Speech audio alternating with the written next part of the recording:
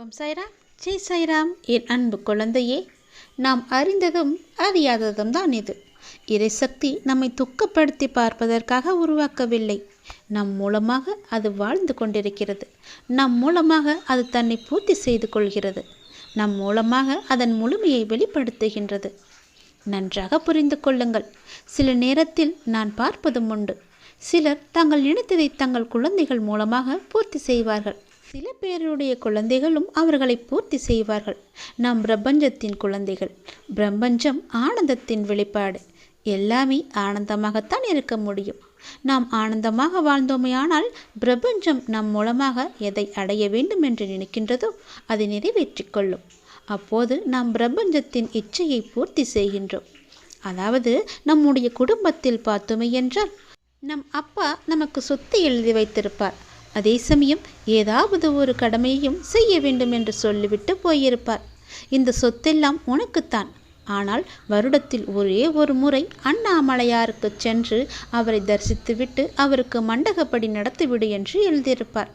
அந்த கடமையை செய்தோமானால் சொத்தை அனுபவித்ததற்கான நமக்கு தகுதி எல்லாம் உண்டு என்றும் சொல்வார். ஆனால் அந்த கடமையை செய்யவில்லை என்றால் சொத்தை அனுபவிப்பதற்கான தார்மீகமான தகுதி நமக்கு கிடையாது. இந்த பிரபஞ்சம் கடவுள் நமக்கு அளித்த சொத்து. அவர் நமக்கு இட்டிருக்கின்ற கட்டளை. நாம் ஆனந்தமாக வாழ வேண்டும். நாம் ஆனந்தமாகவே வாழ பழகி கொள்ள வேண்டும்.